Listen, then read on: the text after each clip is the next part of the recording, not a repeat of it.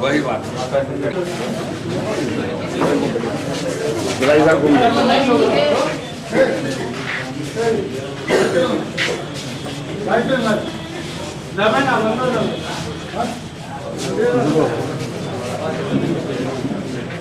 वहाँ से आ रहे हो तुम लोग ना?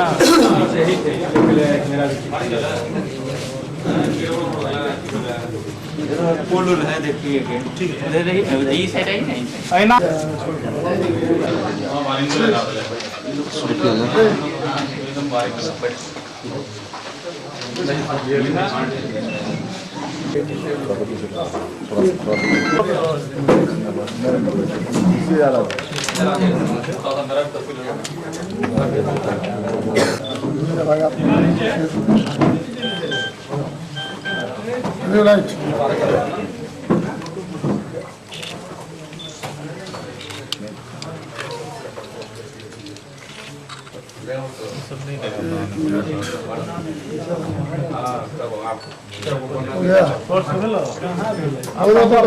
पहले बना लो फिर बनाएंगे। आप लोग कर लीजिए। अरे एक एक करके लीजिए ना। ठीक है, आप प्रकाश भाई कैमरा नीचे कीजिए तो हाँ।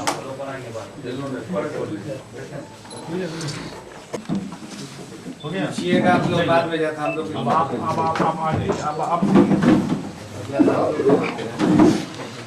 रुक गया।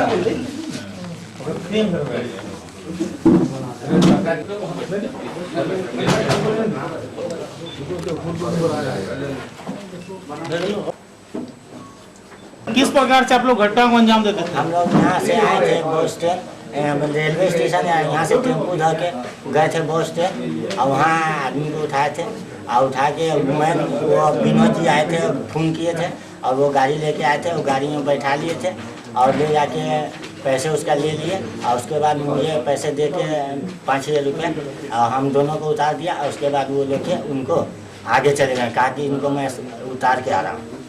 बस यहीं तक मेन बॉस मेरा वही है। कितनी घटना कर वही चीज है अभी तक कितनी घटना कर चुका है? 50-60 कर चुके हैं। 50-60 घटना।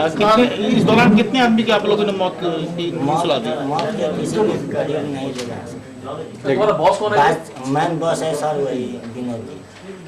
वो कहाँ के रहने वाले हैं? रहने वाले मुजफ्फरपुर के। बॉस का पूरा बॉस का विनोद जी नाम है। गाड़ी कहाँ से लाते थे? गाड़ी वहीं से, उसका खुद का गाड़ी है विनोद जी का। अच्छा, हाँ। कौन कौन के जिला में घटना करते हो? सीतामढ़ी भी कभी जाते हैं, कभी सीतामढ़ी भी गए हैं, यहाँ मुजफ्फरपुर भी गए हैं, दरभंगा भी गए हैं। तो मुजफ्फरपुर से गाड़ी लेके आते थे? जी सर। कब से कर रहे थे? ये 4-5 साल से। क्या नाम होता है? इस घटना को अंजाम देते हुए इसका राशि तुम लोग कैसे बांटते थे आपस में? मुझे सर वो खर्चा दिया जाता है 10% काट के 10% दिया जाता है, बाकी वो मैन मालिक मैन बॉस।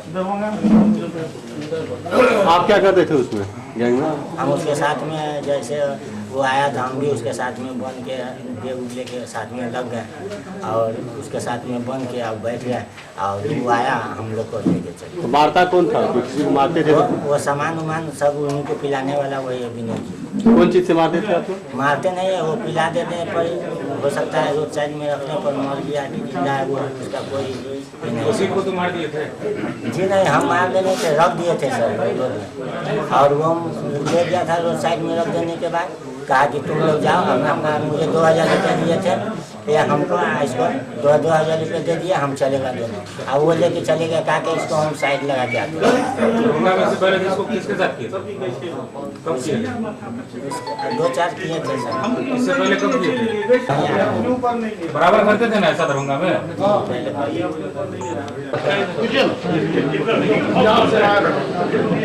जो सिंघाड़ा में रखे थे मम्मी थाना के पीछे वाले रूम में कौन रखा था? पंजाब निकाल का था? पंजाब का नहीं था वो, हाँ पंजाब का ही था यार। नहीं था वो, 3 दोस्त का ही था, साथ में दूसरा मामला था। पुलिस को सूचना मिल रही थी और घटनाएं जो नशाखुरानी की है, एक ग्रुप एक्ट कर रहा था जो दरभंगा आसपास के सभी जिलों में सीतामढ़ी मुजफ्फरपुर नशा करवाकर यात्रियों को अपनी गाड़ी में बिठा देता था और उसके बाद उनको बेहोश करके उनसे पैसा लूट लेता था। इसी क्रम में नशा की मात्रा कई बार इतनी ज़्यादा हो जाती थी कि यात्री मर जाते थे, या यात्री अगर होश में रहते थे तो रजिस्ट करने पे वो उनकी हत्या भी कर देते थे। हाल ही में एक घटना हुई थी यूनिवर्सिटी थाना अंतर्गत, जिसमें मोहम्मद नसीर नाम के एक वृद्ध व्यक्ति 65 साल के, जिनको बिठाया गया था यहाँ पे दरभंगा थाना अंतर्गत बस स्टैंड से, और उनको दिल्ली गेट के पास नशा खिलाकर सिमरी के बॉर्डर पर मार के फेंक दिया गया था। उसके उद्भेदन में दरभंगा पुलिस लगी थी, जिसमें सफलता मिली और इनका जो पूरा गैंग था वो पकड़ा गया है। मोहम्मद इसके हैदर के द्वारा बताया गया है कि इनका एक लंबा चौड़ा ग्रुप है जो वैशाली से लेके मोतिहारी तक और उसके अलावा दरभंगा, सीतामढ़ी, समस्तीपुर कई जगह पे इन घटनाओं को अंजाम दे चुका है। करीब 50 से 60 तक ये कबूल रहा है। मुझे लगता है कि उसके अलावा भी कई ऐसी घटनाएं होंगी जो ये अंजाम दे चुके हैं। हम लोग अभी इस ग्रुप में लगे हैं और हम लोगों को उम्मीद है जो इसके बाकी सदस्य हैं उनको भी जल्द से जल्द गिरफ्तार कर लिया जाए। तो कितने ग्रुप है लोग आपस में? अभी जैसे इसके बाद द्वारा बताया जा रहा है कि 3 से लेकर 5 ग्रुप तक हैं जो अभी सक्रिय हैं, और उसमें दरभंगा और आसपास के जितने जिले हैं, मुख्यतः ये लोग मुजफ्फरपुर के रहने वाले हैं। इंटरकनेक्शन सभी का है। इंटरकनेक्शन है, मुजफ्फरपुर के रहने वाले, वहीं बेस है, और वहीं से वैशाली, पटना, समस्तीपुर, मोतिहारी आसपास के कई जिलों में ये पूरा रैकेट एक चलता है और उस पैसे का बंटवारा किया जाता है। कौन से गाड़ी का इस्तेमाल ये लोग करते हैं? ये बता रहा है कि इसके पास ऑल्टो गाड़ी थी जिसमें टैक्सी के रूप में यूज़ करके उसको यूज़ करता था। उसके अलावा स्कॉर्पियो, बोलेरो, कई तरह की गाड़ी है जो इनको मिलती है और उसका इस्तेमाल करते हैं। और इसमें सबसे संगीन बात यह है कि लूटना तो और बात है, उसके बाद उसकी हत्या भी कर दी जाती है जो यात्री है। तो यात्रियों की सुरक्षा के लिए ये अभियान हमारा जो है चलेगा।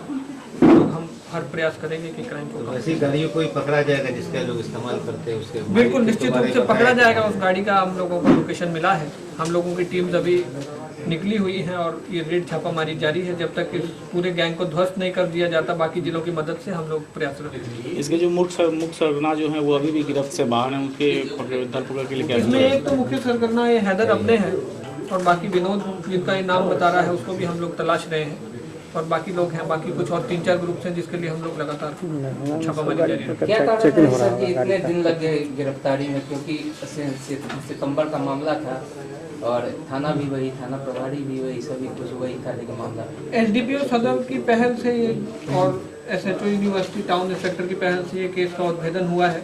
काफ़ी प्रयास ये लोग पहले से ही इसमें उद्भेदन में कर रहे थे, और इनको अभी कुछ क्लू मिला जिसके आधार पे हम लोगों ने इसको पकड़ने में हम लोग सफल हुए हैं।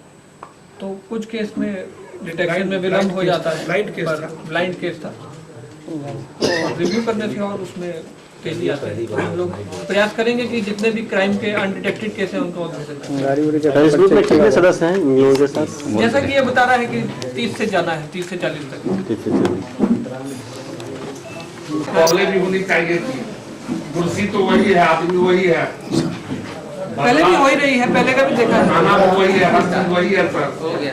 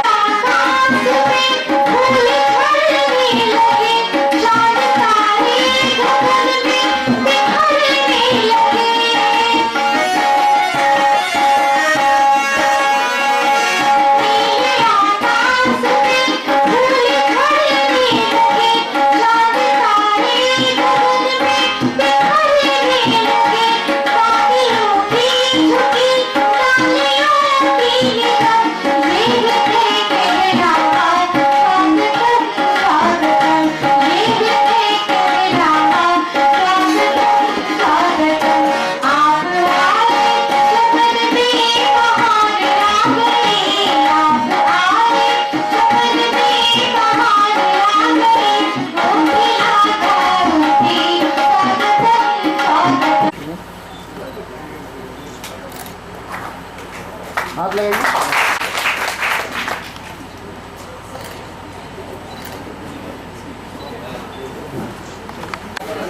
सन है बर्थडे का, उस विवाद को फिलहाल न उठाते हुए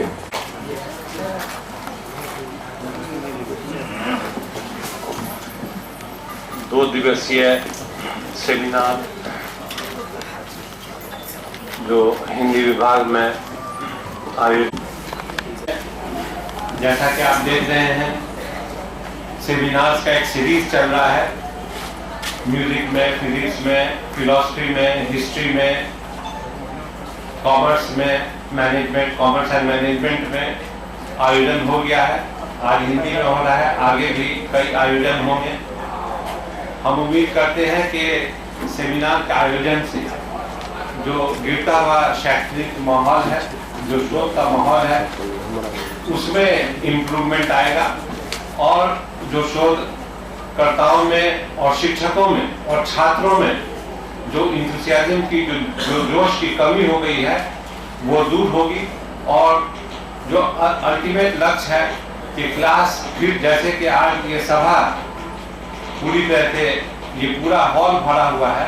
इससे पहले बॉटनी में भी हमने देखा था कि बैठने की जगह नहीं थे, पार्टिसिपेंट्स और रिसर्च स्कॉलर्स और स्टूडेंट्स खड़े थे। आज भी वही माहौल है।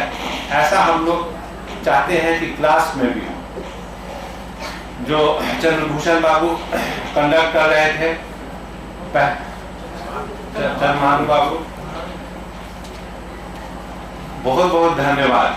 पहली मर्तबा प्रतिकुलपति का सही डिफिनेशन किसी ने दिया। अक्सर लोग उप कुलपति कह देते हैं, लोगों भी पहली बार पता चला कि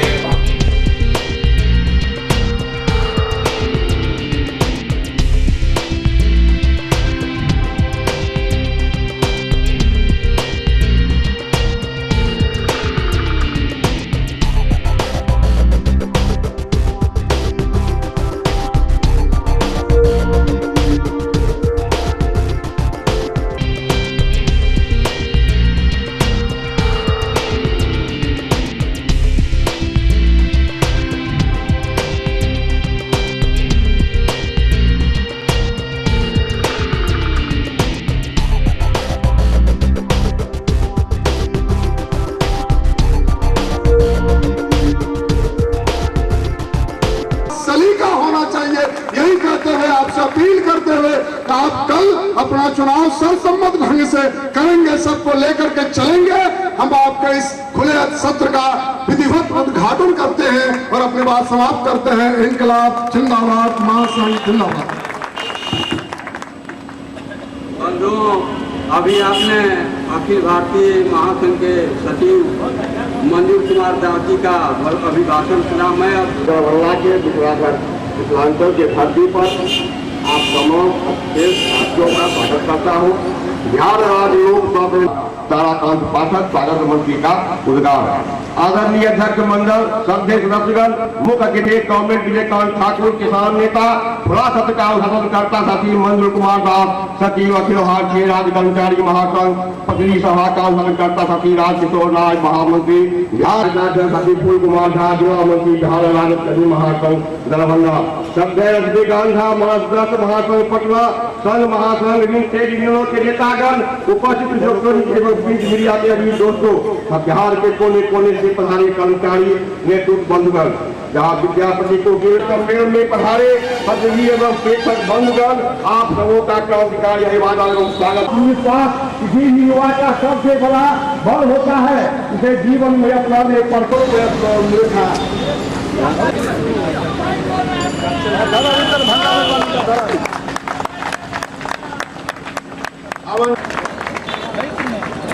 बाबा को लाल सलाम, बाबा को लाल सलाम, बाबा को लाल सलाम। नरेंद्र पांडे मत घबराना, नरेंद्र पांडे मत घबराना।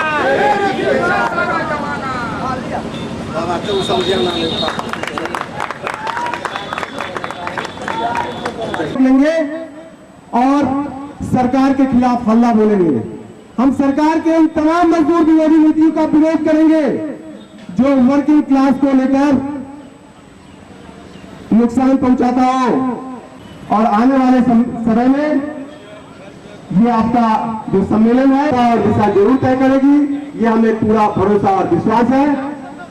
अपने संगठन की ओर से आपका क्रांतिकारी अभिनंदन करते हैं और पीएचडी एम्प्लॉइज यूनियन के, खासकर हमारे दरभंगा जिला इकाई के जो साथी हैं उनको हम धन्यवाद देते हैं, विशेष तौर पे वर्षा करके अपने प्रतिनिधि साथियों के लिए। तो उसके लिए हम लोग फिर कोऑर्डिनेशन कमेटी में बैठेंगे और भविष्य में हमारा जो भी इस तरह का राज्य स्तरीय सम्मेलन होगा उसको हम लोग करेक्ट करके आगे से और बेहतर करने का प्रयास करेंगे। इसी के साथ हम आपकी एकता को एक बार फिर से रेड सैल्यूट करते हुए, क्रांतिकारी अभिनंदन करते हुए अपनी बात को खत्म करते हैं। इनकलाब जिंदाबाद। अभी आपके बीच एक और वक्ता है, उसके बाद से आप लोगों को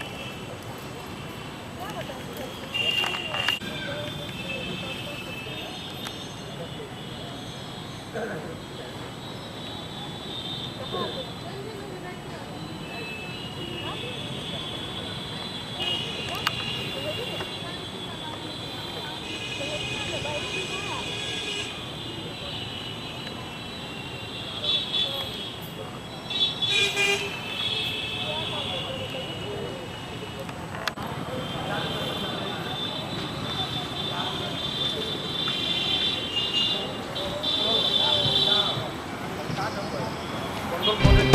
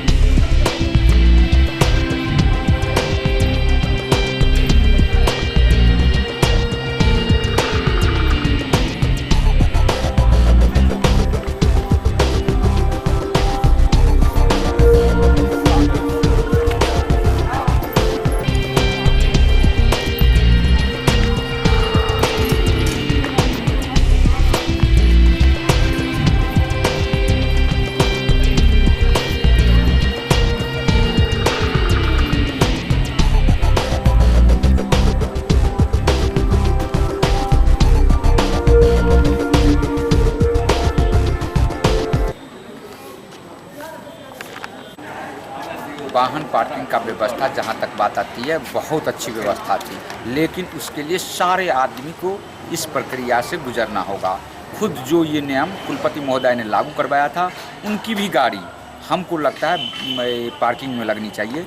उनकी गाड़ी उनको उतार के पार्किंग में लगाना चाहिए था, पार्किंग में लगानी चाहिए था। ठीक है, आदेश का पालन जब तक नहीं किया जाएगा, हमको तो लगता है कहीं ना कहीं कोई गड़बड़ी है, तभी ना कुलपति का आदेश नहीं।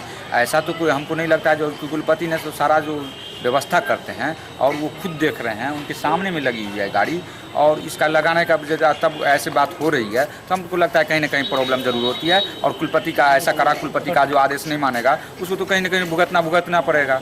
हमको लगता है ऐसा कोई अति कड़ा कुलपति का आदेश नहीं पालन करने वाले आदमी पर कानूनी कार्रवाई होनी चाहिए। मतलब व्यवस्था नहीं की गई है पार्किंग के लगाने के लिए। जितने वो गार्ड हैं, गार्ड को समुचित व्यवस्था नहीं कर दिया गया है। गार्ड की भी कहीं त्रुटि होती है, इसलिए ऐसा हो पा रहा है। इसके सब अफसर के पास में रहता है और ये सारा हमारा स्टेट अफसर देखते हैं। तब तो जब आप न्यूज़ की देने की बात है, तब तो हम डीसी साहब के आदेश को पहले देखेंगे, स्टेट अफसर को क्या इंस्ट्रक्शन मिला है। ऐसे जहाँ तक मैं जानता हूँ कि इधर नहीं लगना चाहिए था पोर्टिको में कोई गाड़ी साइड नहीं लगी हुई है। रहा उस साइड में तो स्टेट अफसर बताएंगे उसके बारे में, आप स्टेट अफसर से मिल लीजिए। अगर ऐसा बात होगा तो डीसी साहब के आदेश का पालन किया जाएगा, उसको हम लागू करवाएंगे। हम स्टेट अफसर को बुलाएंगे, पहले क्या आदेश है और किस तरह से वहाँ लगा हुआ है उसकी जानकारी हम स्टेट अफसर से प्राप्त करेंगे, क्योंकि ये सारा कार्य हमारा स्टेट अफसर डील करता है। बना दिए हुए हैं जी, वहाँ हमारा बना हुआ है, वहाँ पर साइकिल लगा है, वहाँ जाकर के देखिए साइकिल स्टैंड में साइकिल लगा हुआ है। आपका कहना है तो कि इधर आप कहते हैं कि इधर पेड़ के नीचे कुछ वाहन लगा हुआ है जी, तो आप अभी हमको बता रहे हैं, तो हम स्टेट अफसर से पूछेंगे कि क्या बात है, क्या व्यवस्था आपकी है वाहन पार्किंग के संबंध में, क्या निर्देशन माननीय कुलपति महोदय का है। तब जो व्यवस्था होगी सो मैं करूँगा। वाहन जितने भी आते हैं बाहर से सो वहाँ लगा रहता है। अब ये वाहन यहाँ जो लगा हुआ है, हो सकता है कि स्टाफ वगैरह का हो या कुछ हो, ऐसी कोई व्यवस्था हो जो हमारे संज्ञान में नहीं है। तो अभी क्योंकि विश्वविद्यालय बहुत बड़ा है और यहाँ सारे पदाधिकारी हैं जिनका सारा का पोर्टफोलियो बटा हुआ है, सारे पदाधिकारी अपने अपने कार्यों को देखते हैं, तो उसमें उनको क्या आदेश है और कैसे वो मैनेज करते हैं वो उनके जिम्मे हैं। जब इस पर किसी भी तरह का कंप्लेन होता है या कोई परिस्थितियाँ बनती है तो हम लोग उसको देखते हैं, या हमारे संज्ञान में जब ये बात आती है कि माननीय कुलपति महोदय के आदेश का अनुपालन नहीं हो रहा है, तो हम लोग उस पर तुरंत एक्शन लेते हैं। तो हम जरा स्टेट अफसर को बुला के पहले पूछ लें, आपके द्वारा कहा गया है कि यहाँ वाहन लगा हुआ है, हम उसको देख लेते हैं। स्टेट अफसर को हम बुला लेते हैं और हम देखेंगे तो यहाँ भी वाहन नहीं लगेगा। मैं जानता हूँ कि इधर तो कहीं वाहन नहीं लगा हुआ है, कल परसों कुछ लोग लगा दिए थे जिसको मैंने खाली करवाया। मैं स्वयं उस पर तत्पर होकर के खाली करवा करके पोर्टिको में कोई गाड़ी नहीं लगती।